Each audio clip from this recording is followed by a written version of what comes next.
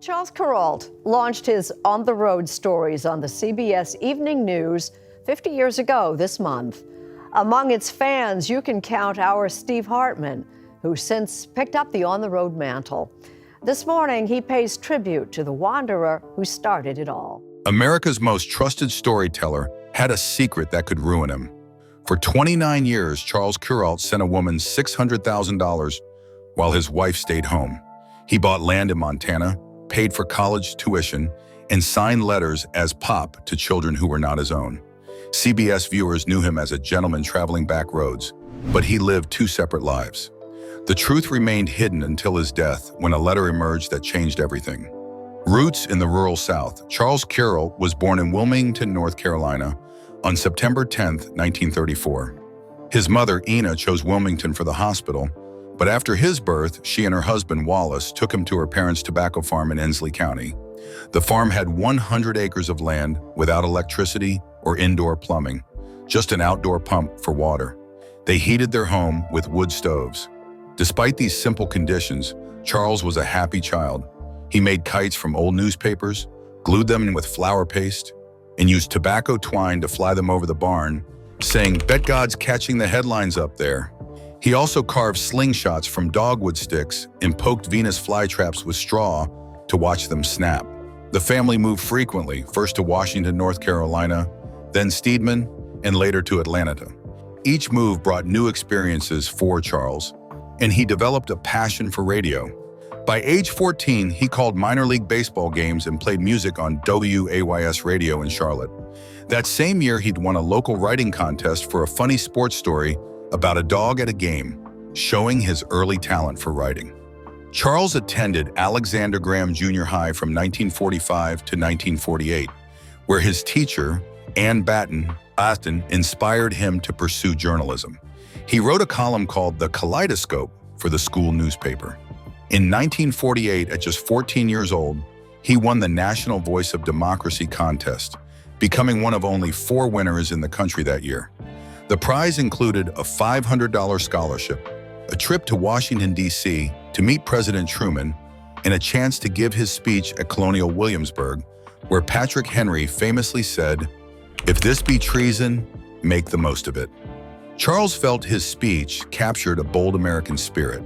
Since the contest was new, he was essentially a trailblazer, proving he was meant to be a writer before entering high school. In the summer, Charles returned to Ensley to help his grandparents in the tobacco fields during harvest. He picked leaves and handed them to the stringers, who tied them for drying. He loved the 50-mile trips to the Kinston market with his grandmother, Rena. She loaded the wagon with tobacco, hitched the mule, and set off, telling stories about old bandits who used to attack farmers on the road. She explained why wagons had guards with guns. Charles loved pretending to be a sheriff, looking for imaginary outlaws while she told these stories. These experiences shaped how he would tell stories on TV, warm and real, showing everyday life. Growing up in the segregated South, he also saw injustices that many white kids did not notice. He went to all-white schools while witnessing how Charlotte police mistreated black people. The local black newspaper, The Messenger, reported on these issues, and his father's social services work exposed him to many impoverished. These experiences stayed with Charles. He didn't turn his shows into rants, but highlighted the lives of overlooked individuals, the quiet heroes in forgotten places. This was his way of saying, "I see you." High school and early ambitions.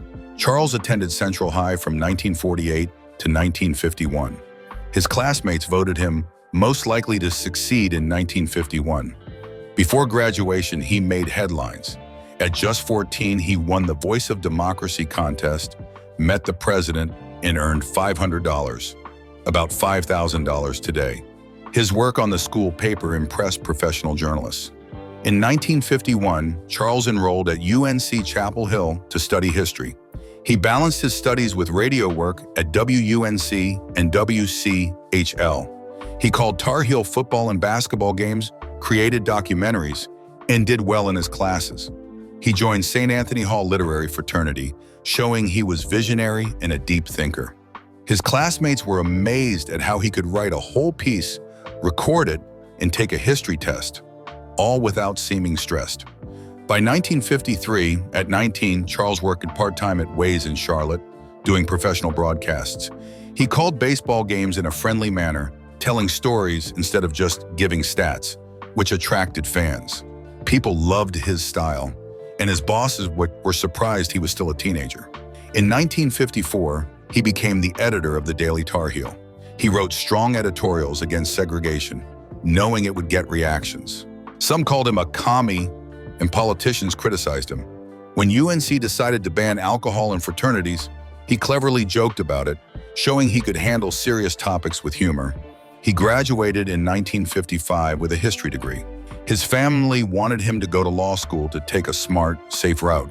However, Charles had just won a national award for a radio documentary about North Carolina's history. This work impressed journalists nationwide. His professors were surprised when he chose journalism over law, especially since his family wasn't wealthy.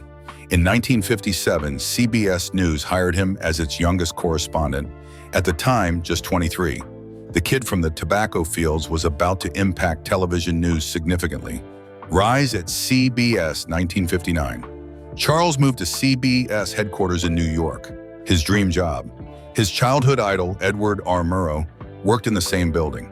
After just a week as a writer for Murrow's nightly show, Charles joined the TV news crew. CBS wanted new faces on camera, and he was ready. He later said, "They needed on-air folks bad." At that time, TV news was exciting but risky. He created stories for Dimensions of Health and quick pieces about everyday American life. His job included writing tight radio scripts late at night, helping him craft punchy and heartfelt stories. By 1960, at only 25, he had the chance to host a new primetime show called Eyewitness to History and covered the Kennedy-Nixon debates.